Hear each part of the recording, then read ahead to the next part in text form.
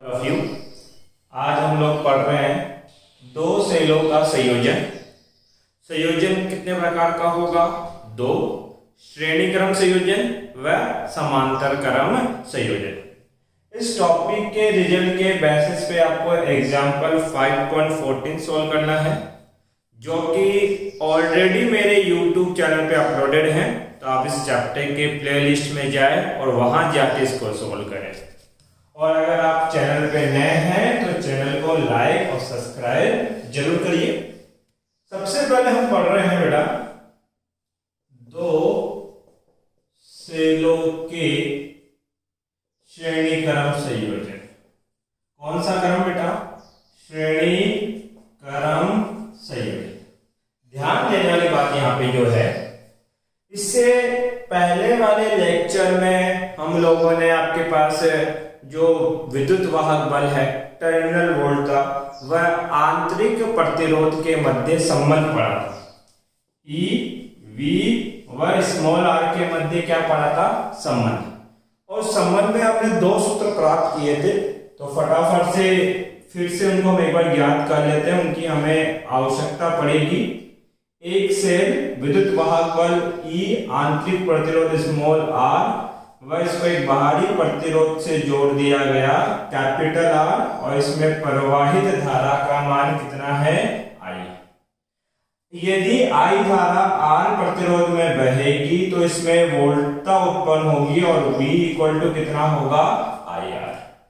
अब धारा आई क्या होती है? धारा आई होती है कुल विद्युत वाहक बल बट्टा कुल प्रतिरोध।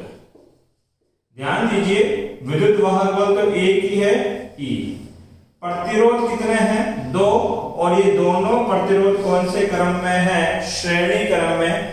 तो तुल्य प्रतिरोध कितना होगा? R plus small r। तो एक तो ये सूत्र आपको याद रखना है। कौन सा सूत्र बेटा? I। तो मैं लिख देता हूं, मुझे किस चीज की आवश्यकता पड़ेगी?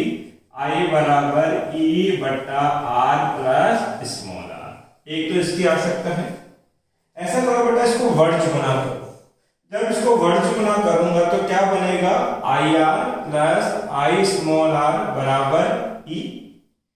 इस आई आर को क्या लिख सकते हैं? टर्मिनल वोल्टता V, और इसको बराबर के उधर भेज दिया तो E माइनस आई आर।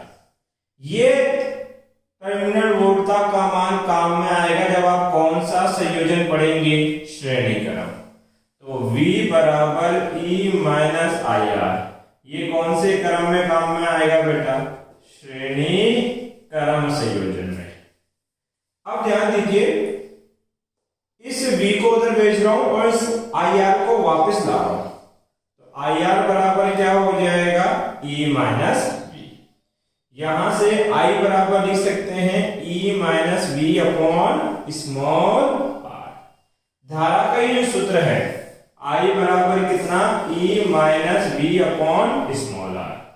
ये सूत्र काम में आएगा कौन से संयोजन में बेटा? समांतर क्रम संयोजन में। दिखाई दे रहा है उस कोने की चीजें परफेक्टली।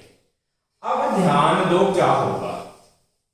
कोई भी डेरिवेशन हम पढ़ते हैं तो उस डेरिवेशन से हमें कुछ रिजल्ट चाहिए, कुछ परिमाण चाहिए।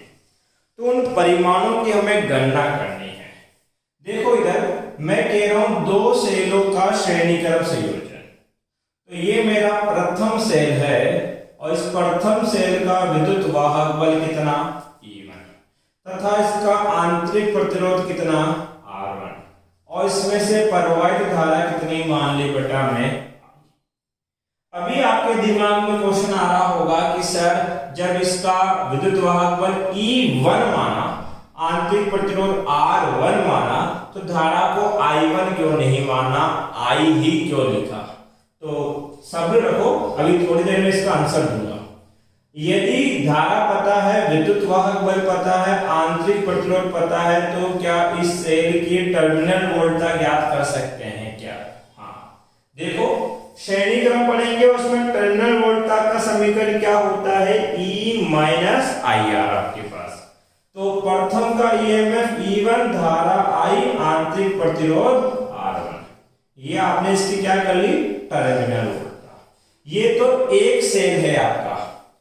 दूसरा सेल है, उसका विद्युत वाहक बल E2 है, आंतरिक प्रतिरोध कितना है R2, और इससे भी कितनी धारा प्रवाहित हो रही है I। थोड़ा बड़ा लिख देता हूं I। तो बताइए इसकी टर्मिनल वोल्टा का समीकरण क्या होगा, V2 बराबर क्या लिखेंगे, E2 माइनस IR2। बात क्लियर है। और इन दोनों को हमने क्या किया, एक बाहरी प्रतिरोध से जोड़ दिया, कितना R। इसमें धारा कितनी जा रही है I। तो इसकी टर्मिनल वोल्टा का मान ओम के नियम से कितना होगा, V इक्वल टू IR।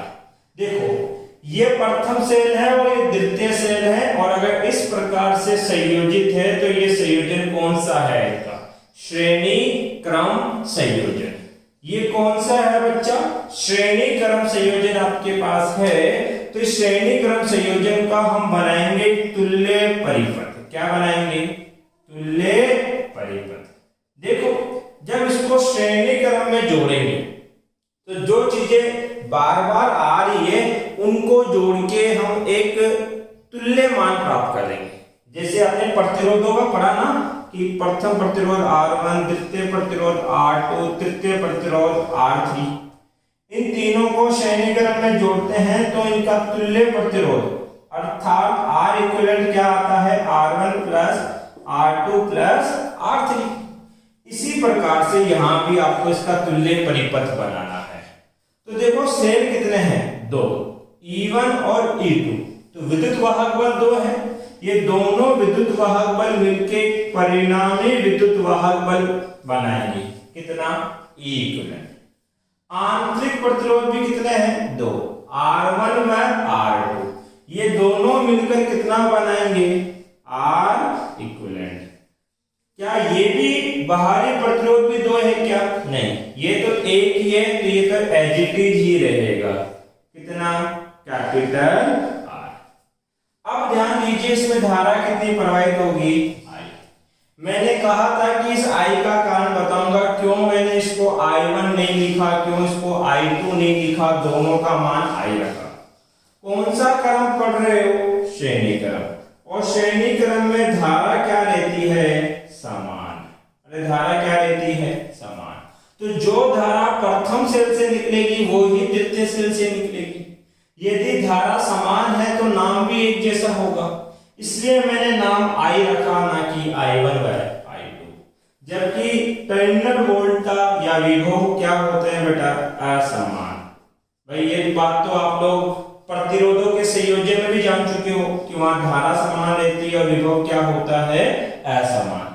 हमारा संयोजन करने का मोटिव क्या है, क्यों हम ये डेरिवेशन कर रहे हैं, हम ये जानना चाहते हैं कि जब दो सेलों को श्रेणी क्रम में जोड़ा जाएगा तो उसमें जो तुल्य विद्युत वाहक बल E इक्विवेलेंट होगा उसका मान कैसे ज्ञात करोगे, मतलब उसके लिए क्या सूत्र बनेगा, वो सूत्र आप ज्ञात करना चाहते हो। R इक्विवेलेंट जो होगा उसका मान क्या होगा वो आप ज्ञात करना चाहते हो, जबकि इसमें बहने वाली धारा का समीकरण क्या होगा वो हम ज्ञात करना चाहते हैं। तो कुल हमारे कितने मोटिव है बेटा, 3। एक तो E इक्विवेलेंट ज्ञात करना, दूसरा R इक्विवेलेंट ज्ञात करना, और तीसरा धारा I का मान ज्ञात करना। अब देखिए किस प्रकार से ज्ञात किया जाएगा। मैंने ये बात हमेशा बोली है, संयोजन किसी का भी पढ़े, चाहे से धारिता का संयोजन हो, चाहे से प्रतिरोधों का श्रेणी क्रम या समांतर क्रम का संयोजन हो, और चाहे अभी हम सेलों का श्रेणी क्रम या समांतर क्रम पढ़ रहे हो, हर अवस्था में स्टेटमेंट एक ही है कि परिपथ में जो अवयव विभाजित हुआ, जिसके टुकड़े हुए, उसी का पुनः योग करना है, आपका डेरिवेशन हो जाएगा। तो देखिए यहाँ पे ये कुल विभव कितना है, V, और ये कितने हिस्सों से मिलकर बना है, 2, V1 और V2। कह रहा हूं जो परिपथ में असमान है उसका योग कर दीजिए, आपका काम हो जाएगा। तो परिपथ में असमान कौन है, टर्मिनल वोल्टा, इसका योग करेंगे तो V बराबर क्या होगा, V1 प्लस V2। ये जो V है ये इस V1 और V2 का योग है, तो V को एज इट इज रखो और V1 का मान बताओ कितना है। V1 का मान है E1 minus IR1 plus V2 का मान बताओ कितना है, E2 माइनस IR2। ध्यान दीजिए यहाँ पे E1 व E2 भाई बंधु हैं, साथ साथ रहना चाहते हैं, तो लिख दो एक साथ E1 प्लस E2। अब ये दोनों एक साथ लिखो, माइनस IR1 माइनस के IR2। यहां से बताए V बराबर कितना, E1 plus E2 minus I दोनों में कॉमन है, बाहर ले लीजिए, कितना हो जाएगा R1 प्लस R2। ये एक समीकरण बना और इसको नाम दे देना समीकरण नंबर 1। एक समीकरण आपने इस परिपथ से बनाया और हमेशा एक समीकरण आपको बनाना है तुल्य परिपथ से। तुल्य परिपथ से बताओ परिणामी वोल्टता का मान कितना होगा। तो हमने बोला ये जो टर्मिनल वोल्टता है V, ये होती क्या है, E माइनस IR होती है, लेकिन इस परिपथ में E का काम कौन करेगा, E इक्विवेलेंट माइनस धारा कितनी है I और आंतरिक प्रतिरोध कितना R इक्विवेलेंट। अरे कितने समीकरण बनाने हैं, 2। एक समीकरण तो संयोजन से बनाना है और दूसरा समीकरण तुल्य परिपथ से बनाना है। अब इन दोनों समीकरणों की तुलना करनी है, समीकरण 1 व 2 की तुलना करो। अब तुलना करने में आप होशियार, क्या करना है, इधर बराबर के कौन है, टर्मिनल वोल्टता, तो यहां भी कौन होगी, टर्मिनल वोल्टता। बीच में साइन क्या है, माइनस, यहां भी क्या, माइनस। यहां धारा है तो यहां भी क्या है, धारा। तो बताओ अगर ये E इक्विवेलेंट है तो क्या ये इस मान के बराबर है क्या, ऑब्वियसली बात है। तो हम बोलेंगे E इक्विवेलेंट बराबर होगा E1 प्लस E2 और R इक्विवेलेंट किसके बराबर होगा, R1 प्लस R2 के। R इक्विवेलेंट बराबर होगा R1 प्लस R2। सर ये जो बात है ये तो हम पहले भी बता सकते हैं, कैसे बताओ, ये R1 आंतरिक प्रतिरोध और ये R2 आंतरिक प्रतिरोध कौन से क्रम में संयोजित है। ये दोनों आपके पास है बेटा श्रेणी क्रम में, और श्रेणी क्रम में प्रतिरोध कैसे जोड़े जाते हैं, R1 प्लस R2। हमारे कुल कितने मोटिव थे, 3। पहला मोटिव है E इक्विवेलेंट ज्ञात करना, दूसरा था R इक्विवेलेंट। तो ये दो मान तो ज्ञात कर लिए। एक बार पॉज करके इसका स्क्रीनशॉट ले लो। स्क्रीनशॉट ले लिया तो इसको मिटा देते हैं। अब ध्यान दो, हमारे 2 टारगेट तो पूरे हो गए। एक तो क्या ज्ञात करना बच्चा, E इक्विवेलेंट और दूसरा R इक्विवेलेंट। अब हमें इस परिपथ की धारा का मान ज्ञात करना है, परंतु धारा हमें एक केस में ज्ञात करनी है। केस क्या है, वो CBI का केस नहीं है भाई, पढ़ने वाला केस है। यदि n सेल, अरे कितने सेल, n सेल हो, सभी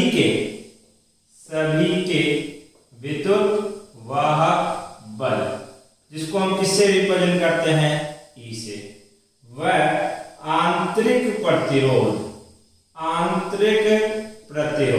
मतलब स्मॉल r समान हो, क्या हो, समान हो, तो क्या होगा सर, ये प्रथम सेल जिसका विद्युत वाहक बल कितना, E, आंतरिक प्रतिरोध स्मॉल r, द्वितीय सेल विद्युत वाहक बल E, आंतरिक प्रतिरोध स्मॉल r, तृतीय सेल विद्युत वाहक बल E, आंतरिक प्रतिरोध small r, dash dash dash, nवे नंबर का सेल आंतरिक प्रतिरोध विद्युत वाहक बल E, आंतरिक प्रतिरोध स्मॉल r। तो बताइए अगर बहुत सारे सेल कनेक्टेड हैं तो यहाँ E इक्विवेलेंट का मान क्या होगा। सर 2 सेल होते तो E इक्विवेलेंट क्या लिखते हैं, E1 प्लस E2, परंतु n सेल है तो प्रथम सेल का विद्युत वाहक बल प्लस द्वितीय सेल का विद्युत वाहक बल, तृतीय सेल का विद्युत वाहक बल और nवें नंबर का विद्युत वाहक बल। E इक्विवेलेंट बराबर क्या? EMF सभी में कॉमन ले लो, 1 प्लस 1 डेश क्या बन जाएगा 1। तो E इक्विवेलेंट बराबर क्या होगा EMF, और ये मान कितना लिख सकते हैं बच्चा n, कितना लिख सकते हैं n। अरे ये जो श्रृंखला है इसको n लिखते हैं, 1 प्लस 1 को क्या लिखते हैं बेटा 2 प्लस 1 क्या होगा 3, और ऐसे कहां तक जाएगी ये संख्या n तक। तो ये तो n बन गया और ये E, तो E इक्विवेलेंट का मान कितना आया बच्चा n, E आपके पास आया। इसी प्रकार से इस संयोजन में R इक्विवेलेंट का मान क्या होगा? तो ध्यान दीजिए R इक्विवेलेंट क्या होगा सर, 2 सेल होते तो क्या लिखते R1 प्लस R2, अगर ज्यादा है तो प्रथम सेल प्लस द्वितीय का प्रतिरोध, तृतीय का dead dash dash n number का। R सभी में क्या है common, 1 plus 1 plus 1 dead dash 1। इस श्रृंखला को क्या लिखा जाता है n, तो बताइए कितना हो जाएगा n R, ये R इक्विवेलेंट का मान आ गया। अब आपको इस संयोजन में, ये जो इनका संयोजन बनेगा इसमें धारा का मान ज्ञात करना है। किसका मान? धारा। तो देखो धारा का मान क्या होता है E बट्टा R प्लस स्मॉल r। यहाँ पे E का काम कौन कर रहा है E इक्विवेलेंट, बट्टा R प्लस स्मॉल r का काम किसने किया R इक्विवेलेंट ने। हमारे संयोजन में E इक्विवेलेंट का मान कितना है Ne, भाई हम तो ये केस पढ़ रहे हैं, इस केस में E इक्विवेलेंट कितना है Ne बट्टा R, और R इक्विवेलेंट का मान कितना है Nr, कितना है Nr। अब देखिए हमें इस धारा का मान अधिकतम चाहिए, क्या चाहिए अधिकतम। तो क्या होगा, आपको ये दिखाई दे रहा है I बराबर Ne बट्टा R प्लस Nr। अगर ये चीज आपको अधिकतम चाहिए तो ये जो ऊपर वाला तो बोलते हैं बेटा क्या अंश, नीचे वाले को क्या बोलते हैं हर। तो इस हर का मान क्या होना चाहिए न्यूनतम, मतलब ये कम से कम हो तो ये क्या हो ज्यादा से ज्यादा। अब दो संख्याओं का योग है ये, तो जो नीचे हर है वो दो संख्याओं का क्या है योग। अब ये योग कम से कम कैसे हो सकता है, जब इस योग की कोई एक राशि क्या हो जाए शून्य जीरो, या तो इस r का मान जीरो हो या इस nr का मान जीरो हो, कोई एक भी मान जीरो होगा तो ये पूरी राशि कम से कम हो जाएगी, तो ये क्या हो जाएगी अधिकतम। और ये ही हम केस बनाएंगे यदि कैपिटल R शून्य हो, कैपिटल R क्या हो शून्य, तो धारा क्या लिखोगे मैक्सिमम, और वो होगा Ne। इस R का मान जीरो तो क्या बचा Nr, N से N कट जाएगा। इस अवस्था में अधिकतम धारा का मान होगा E बट्टे में स्मॉल r आपके पास। इसी प्रकार से यदि स्मॉल r का मान क्या हो जीरो, इस बार ये जीरो है, तो बताइए अधिकतम धारा का सूत्र क्या आएगा, वो आएगा E इक्विवेलेंट, ये तो जीरो हो गया सॉरी Ne बट्टे में क्या कैपिटल R आपके पास, ये क्या है I मैक्सिमम। यहां तक बताओ किसी को कोई दिक्कत हो, ये आपका श्रेणी क्रम संयोजन हो गया, इसका स्क्रीनशॉट ले लो, फिर पढ़ते हैं समांतर क्रम संयोजन। स्क्रीनशॉट ले लिया, चलिए ठीक है आगे देखते हैं। अब पढ़ेंगे बच्चे हम लोग दो सेलों का समांतर क्रम संयोजन। टारगेट वही है, एक तो E इक्विवेलेंट ज्ञात करना है, R इक्विवेलेंट ज्ञात करना है, और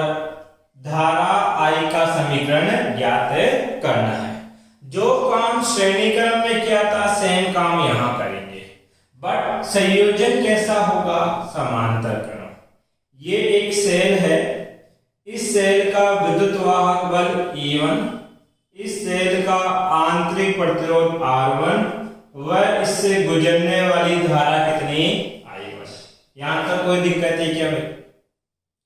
फिर हमने बोला एक द्वितीय सेल है, विद्युत वाहक बल E2, आंतरिक प्रतिरोध R2 व इससे जो धारा बाहर निकल रही है वो कितनी बोल दी, I2। इन दोनों सेलों को इस प्रकार से जोड़ेंगे तो ये कौन सा संयोजन कहलाएगा, समांतर क्रम संयोजन। इसको क्या किया बेटा, एक बाहरी प्रतिरोध से जोड़ दिया, उस प्रतिरोध का मान कितना है, R। ये बाहरी प्रतिरोध है। अब देखो इधर से कितनी धारा आ रही है, I1, इधर से कितनी आ रही है, I2। दोनों धाराएं मिलेगी और क्या बनेगी, I1 प्लस I2। और हमने बोला कि I1 और I2 मिलकर कितनी धारा बनाएगी, I।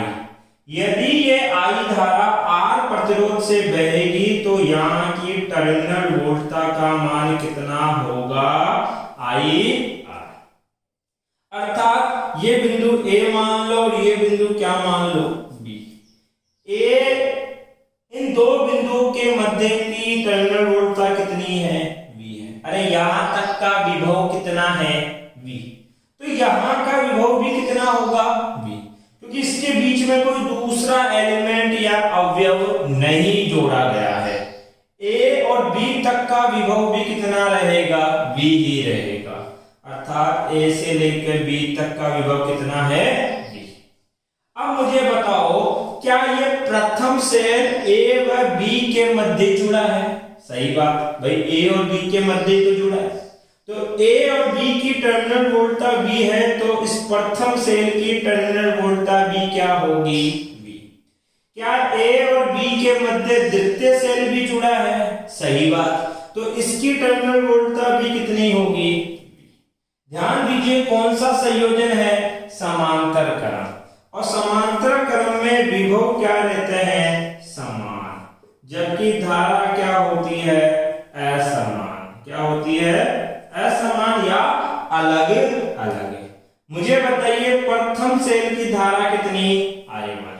और समांतर क्रम में सूत्र क्या काम में लेना है, E माइनस B बट्टा R। तो बताओ धारा का मान कितना होगा, प्रथम सेल का विद्युत वाहक बल E1 माइनस टर्मिनल वोल्टता V बट्टा आंतरिक प्रतिरोध कितना, R1। बताइए दूसरे सेल की धारा का समीकरण क्या होगा। अब तो आप बता सकते हो, I2 बराबर, बोलो बेटा, E2 माइनस V बट्टा R2। अब देखिए जब इस संयोजन को आप सोल्व करोगे तो एक तुल्य परिपथ बनेगा। क्या बनेगा, तुल्य परिपथ बनेगा। क्या है तुल्य परिपथ, E1 और E2 आपस में संयोजित होंगे। E1 और E2 आपस में क्या होंगे, संयोजित होंगे और क्या बनाएंगे, एक E इक्विवेलेंट बनाएंगे। ठीक है, R1 और R2 संयोजित होंगे और आपस में क्या बनाएंगे, R इक्विवेलेंट। और इसको हमने जोड़ दिया इस अकेले बाहरी प्रतिरोध से, जिसका मान कितना है, कैपिटल R आपके पास। इसमें धारा कितनी बह रही है, I। तो बताइए इसकी टर्मिनल वोल्टता का समीकरण क्या होगा, E की जगह E equivalent minus I R equivalent. ये बना दो समीकरण नंबर 1। हमेशा कितने समीकरण बनाते हैं हम लोग, 2। एक समीकरण बनाते हैं तुल्य परिपथ से, जो हम बना चुके हैं टर्मिनल वोल्टता का, और टर्मिनल वोल्टता का ही एक और समीकरण बनाना है संयोजन परिपथ से, जो अब बनाने वाले हैं। तो वो कैसे बनाएंगे उस पर ध्यान दीजिए। अब मुझे इसकी आवश्यकता नहीं पड़ेगी, तो ध्यान दो इधर। मैंने कहा था संयोजन कोई भी हो, हमेशा उसको जोड़ो जो असमान है या परिपथ में अलग अलग है। तो परिपथ में दो चीजें हैं, एक तो विभव और एक धारा।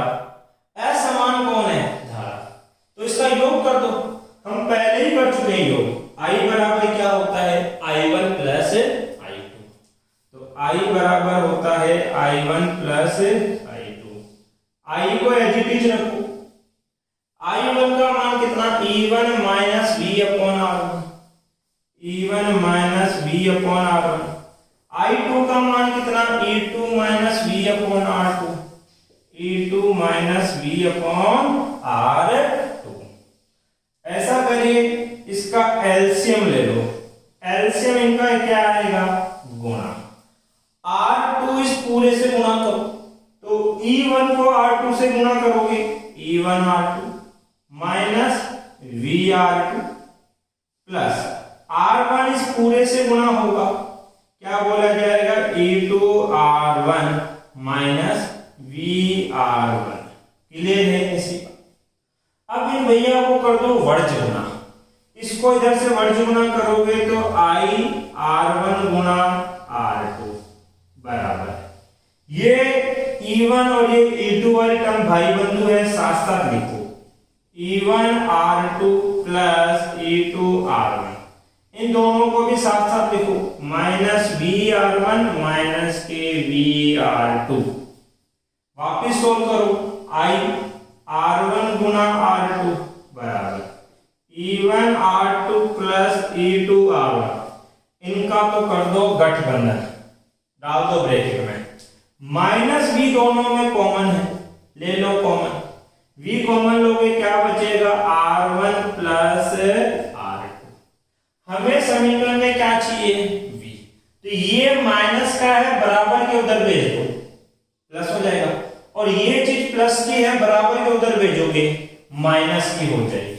लिख के देखो, ये बराबर के इधर आई तो V R1 प्लस R2 बराबर, ये कितना चल रहा है, E1 R2 plus E2 R1, और ये चीज माइनस की है, बराबर के उधर भेजूंगा तो माइनस के I R1 R2। भाई दिखाई देगा क्या इतना, चलो दिख जाएगा, किस्मत अच्छी अपनी। हमें V चाहिए। मुझे एक चीज बताओ, ये राशि गुणा में है, बराबर के उधर जाएगी तो इसको एक बार तो इसके बट्टे में रखूंगा और एक बार इसके बट्टे में रखूंगा, तो V बराबर क्या होगा, E1 R2 plus E2 R1 बट्टे में R1 प्लस R2 माइनस एक चीज तो ये I R1 R2 बट्टा R1 प्लस R2, एक बार इसके बट्टे में। ये हो गया समीकरण नंबर 2। कितने समीकरण ज्ञात करते थे, 2। एक समीकरण तो हम इस संयोजन परिपथ से निकाला टर्मिनल ऊर्जा का, और एक समीकरण हमने तुल्य परिपथ से निकाला। उसके बाद क्या करते थे, समीकरण 1 व 2 की तुलना करने पर, देखो टर्मिनल वोल्टा की जगह टर्मिनल वोल्टा, E इक्विवेलेंट किसके बराबर है, E इक्विवेलेंट बराबर है E1 R2 plus E2 R1 बट्टा R1 प्लस R2।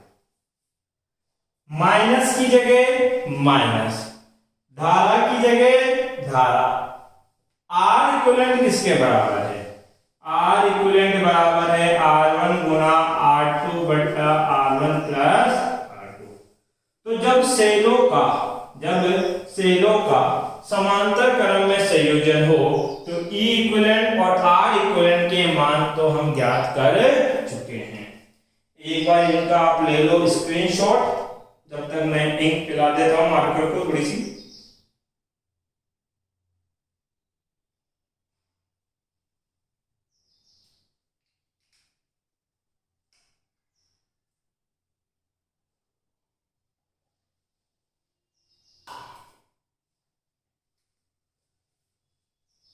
ले लिया। अब ध्यान दीजिए, मुझे इसकी आवश्यकता नहीं है, मिटा देते हैं।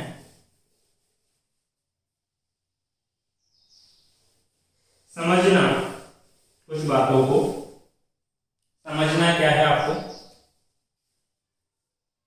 कि जो ये E इक्विवेलेंट है कितना, E1 R2 minus E2 R1 बट्टा R1 प्लस R2।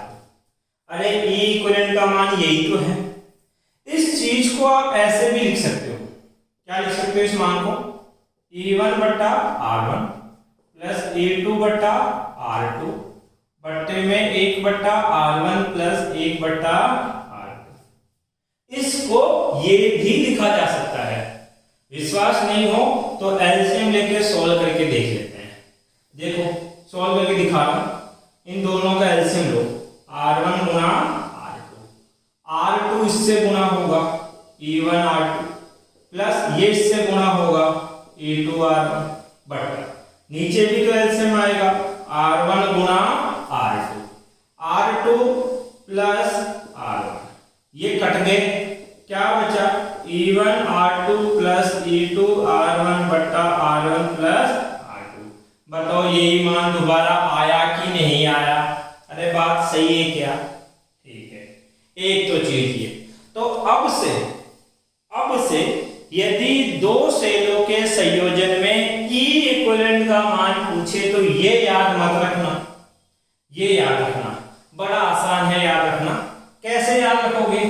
प्रथम सेल का विद्युत वाहक बल बट्टा उसका आंतरिक प्रतिरोध प्लस द्वितीय सेल का विद्युत वाहक बल बट्टा उसका आंतरिक प्रतिरोध बट्टा प्रथम का आंतरिक प्रतिरोध प्लस प्रथम का द्वितीय का आंतरिक प्रतिरोध, अर्थात E1 बट्टा R1 प्लस E2 बट्टा R2 बट्टे में 1 बट्टा R1 प्लस 1 बट्टा R2। बड़ा आसानी से है, एक दो बार देखोगे तो याद हो जाएगा। अब दूसरा देखो, ये जो R इक्विवेलेंट है ना, ये लिखा है R1 गुना R2 बट्टा R1 प्लस R2। अरे यहां देखो, कहां देख रहे हो? R इक्विवेलेंट का मान यही तो है। इस चीज को ऐसे याद रखो, 1 बट्टा R इक्विवेलेंट बराबर होगा 1 बट्टा R1 प्लस 1 बट्टा R2। तो 1 बट्टा R इक्विवेलेंट क्या होगा? 1 बट्टा R1 प्लस 1 बट्टा R2। बात क्लियर है? एलसीएम लेके सोल्व करना, दोबारा ये आ जाएगा। ले लो एलसीएम, R1 गुना R2 प्लस R1 1 बट्टा R इक्विवेलेंट, इसको उल्टा करो तो R इक्विवेलेंट क्या हो जाएगा? R1 गुना R2 बट्टा R1 प्लस R। तो अब से R इक्विवेलेंट का मान ऐसे याद रखेंगे हम लोग, दो सेल है तो 1 बट्टा R1 प्लस 1 बट्टा R। अब हमारा तीसरा टारगेट क्या था? धारा I का मान ज्ञात करना। कौन से केस में? यदि N से सभी के विद्युत वाहक बल अर्थात EMF व आंतरिक प्रतिरोध अर्थात स्मॉल r समांतर क्रम में संयोजित हो, समांतर क्रम में संयोजित हो। मतलब ये प्रथम से इसका विद्युत वाहक बल, प्रथम से, गर्मी बहुत है बेटा, प्रथम से विद्युत वाहक बल E, आंतरिक प्रतिरोध स्मॉल r, द्वितीय से विद्युत वाहक बल E, आंतरिक प्रतिरोध स्मॉल r, तृतीय से विद्युत वाहक बल E, आंतरिक प्रतिरोध स्मॉल r, और ऐसे ही nवें नंबर का से विद्युत वाहक बल E, आंतरिक प्रतिरोध स्मॉल r। देखो सभी के विद्युत वाहक बल समान है, सभी के आंतरिक प्रतिरोध समान है, वह ये सारे कौन से क्रम में संयोजित हैं? समांतर क्रम में। तो बताइए इनका E इक्विवेलेंट का मान क्या होगा? अब देखो सर, यदि दो सेल होते तो सूत्र ये लगता है, लगा के देखो, प्रथम सेल का विद्युत वाहक बल बट्टा उसका आंतरिक प्रतिरोध, अरे यही तो होता है, प्लस द्वितीय सेल का विद्युत वाहक बल बट्टा उसका आंतरिक प्रतिरोध, तीसरा होता तो भी ये लिखते, और n नंबर का है तो भी यही लिखेंगे, बट्टा प्रथम सेल प्लस द्वितीय सेल प्लस तृतीय सेल डैश डैश डैश nवें नंबर का सेल आपके पास है। ऐसा करें, इनमें से ऊपर E बट्टा R सब में कॉमन ले लो तो 1 प्लस 1 प्लस 1 डैश 1, नीचे भी 1 बट्टा R सभी में कॉमन ले ले, 1 प्लस 1 प्लस 1 डैश 1। इतना नीचे का दिखाई दे रहा है क्या? चलो दिख जाएगा। ये कौन सा श्रृंखला है? एन, ये भी कौन सी श्रृंखला है, एन। तो ये लो मैं इसको मिटा के यहीं लिख रहा हूं, कितना, एन। इसको भी मिटा के मैं यहीं लिख रहा हूं, कितना, एन। ये भी एन बट्टा आर, ये भी एन बट्टा आर, कट जाएगा तो क्या बचेगा, ई। अर्थात ई इक्विवेलेंट का मान कितना आएगा, ई। तो ई इक्विवेलेंट कितना आया, ई। दूसरा, ऐसे ही किसका मान निकालना है बेटा, आर इक्विवेलेंट। देखो एक तो ई इक्विवेलेंट का मान निकालेंगे और एक किसका, आर इक्विवेलेंट। निकालो आर इक्विवेलेंट, 1 बट्टा आर इक्विवेलेंट बराबर, सूत्र क्या बताया, 1 बट्टा R1 प्लस 1 बट्टा R2। तो लगाओ 1 बट्टा R प्लस 1 बट्टा R प्लस 1 बट्टा R डैश डैश डैश 1 बट्टा। अरे पहले का, दूसरे का, तीसरे का और एनवे नंबर का। 1 बट्टा R इक्विवेलेंट तो एज इट इज 1 बट्टा R कॉमन ले लो, 1 प्लस 1 प्लस 1 1 1 1। अरे कौन सी श्रृंखला भाई लोगों, एन नंबर। अरे कौन सी, एन। तो 1 बट्टा आर इक्विवेलेंट बराबर कितना, एन आर। अब इन भाई साहब को करो क्या, उल्टा लटका दो। तो बताओ आर इक्विवेलेंट का मान कितना आएगा, आर बट्टे में एन। तो सर यहां आर इक्विवेलेंट का मान होगा आर बट्टे में एन। अरे इतनी सी बात क्लियर। अब ध्यान दो, हमें तो धारा के समीकरण ज्ञात करने हैं। तो धारा का समीकरण होता क्या है, I बराबर E बट्टा R प्लस स्मॉल r। परंतु जो परिपथ हमारे पास है उसमें धारा क्या होगी, I। E की जगह E इक्विवेलेंट माइनस बट्टा कैपिटल R की जगह वो है और R की जगह R इक्विवेलेंट। परंतु इस केस के लिए E इक्विवेलेंट मान तो क्या आया, E बट्टा R, और R इक्विवेलेंट का मान कितना आया, R बट्टे में N। बात क्लियर। I बराबर ऐसा करें, E बट्टा R प्लस R बट्टा N, यही तो है। अब इसके कितने केस पढ़ते थे, 2। मुझे इस धारा का मान अधिकतम चाहिए, तो ये जो भी हर में लिखा है उसका मान क्या होना चाहिए, न्यूनतम। और ये मान न्यूनतम कब होता है, जब या तो R का मान 0 हो या R बट्टा N का मान क्या हो, 0। तो केस बनाते थे हम लोग, यदि R बराबर 0, ये 0, तो धारा क्या होगी, मैक्सिमम, और वो होगी E R बट्टा N, और ये N कहां चला जाएगा, ऊपर। एक सूत्र तो ये।